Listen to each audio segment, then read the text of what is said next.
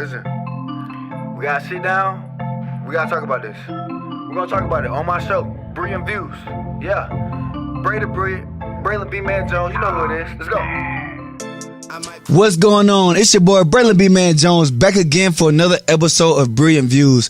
I got a very special guest with me today in the building, Mr. Sullivan, man. What's going on, dog? It's good to see you, man. Man, it's good to see you, brother. Hey, this man here, he is a creator.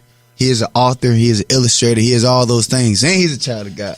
But listen, we came today. We're gonna talk about your book, man. Truly. Just like me. Yeah. What was the motivation for this book, man? Where did that come from, man? Honestly, being broke.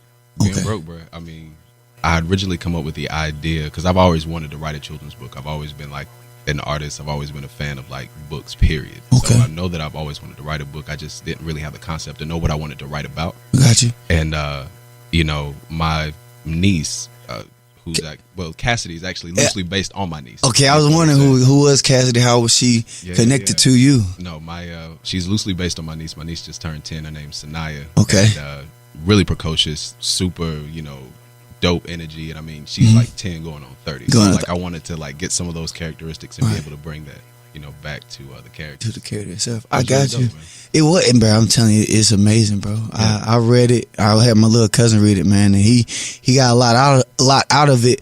Now it is I don't want to give away everything that's in the book, but one of the main subjects of the book were the fact that we're all the same, black, white, purple, brown, whatever. So why did you feel it was time to write a book like this in the days and times that we are in now? With all the different racial profiling, black men getting killed every other day. Why did you think it was important to go ahead and make that book now? I feel like people are complaining about a lot of stuff right now. I'm not even necessarily complaining, just people are tired. Mm-hmm. People are mad, people are upset, and I am one of those people. I told myself that I was one of those people, and I got tired of, complaining about stuff and then, going to sit back down. Okay. It's really about that. So I wanted to just take this opportunity to say, if nobody wants to do this, if nobody wants to stand up, I'll take the responsibility and I'll go ahead and I'll do it myself. And I will put myself out here on the line, man, put my ideas out here on the line just to make sure that people have a true understanding of a connectedness of humankind. Because I'm like, people are powerful, bro. Yes. Like everybody has their own individual power, but people don't really understand how super powerful we can be when we come together. Understood, bro. And I'm just like, bro, that's really what I'm wanting to like get out to the world. That's all I want to do for the rest of my life, man. That's the message. Understood, bro. Now, how long have you been like writing? I know you've been drawing for a long time, but how long have you been like writing and just?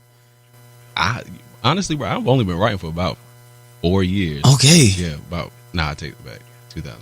I've been writing for about 6 years. About 4 to 6 years. It's still a short time to be writing and already produce a book, an amazing book like this. Hey man, listen, it's a labor of love, man, and it was miraculous how things happen, bro. Because like I said, I had the idea and I sat on it for like a long time. Because, like I didn't think people would take me seriously as a children's author, and like it was a lot of me sitting in like a lot of my fear of my own potential. I got you. You could say that, yeah. And once I got out of my own way, man, told myself that this is what it's going to be, and I'm going to continue to do this until that's done.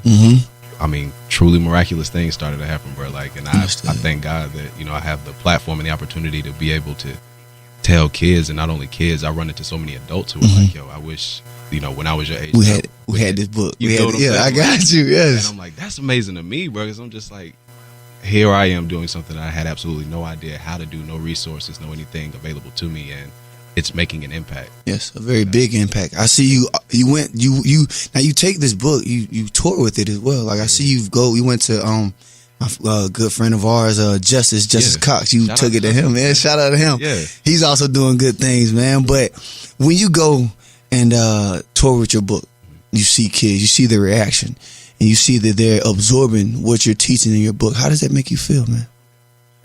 Honestly, bro, when anytime I get a chance to go read the kids, I think about the time I went to go see Kanye in concert. This maybe 2 years ago. I went with two really good friends of mine, and we were in the audience. Kanye normally does the breakdown where he like talks to everybody. Right. And I'm just like, okay, bro's about to go on a rant. I'm here for it because it's Kanye. yeah. I'm waiting on the rant. Like he took that opportunity to be like, where the entrepreneurs at, and this is maybe 7-8 months after I dropped Just Like Me. So I'm here. I'm really in the nostalgia of, I released a book.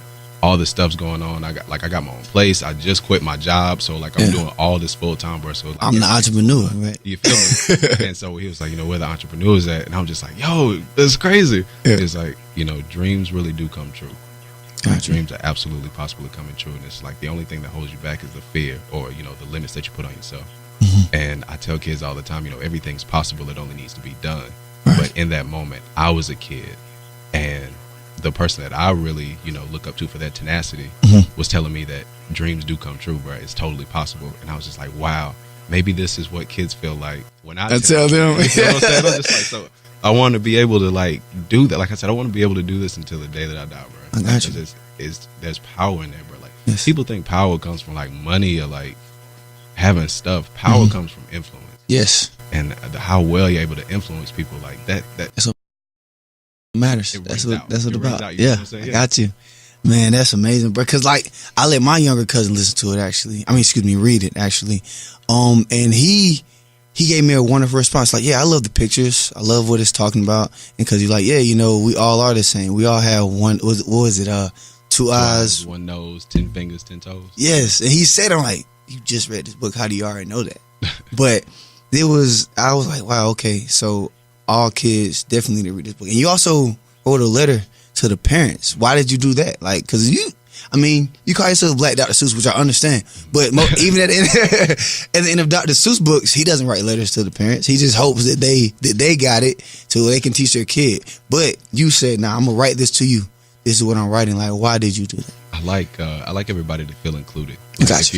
if you go back and look on my social media, like my Facebook and stuff like that, if you go back to about August to September 2015, you'll see where I actually said, hey, I have an idea for a children's book, and I want you guys to see it from start to finish.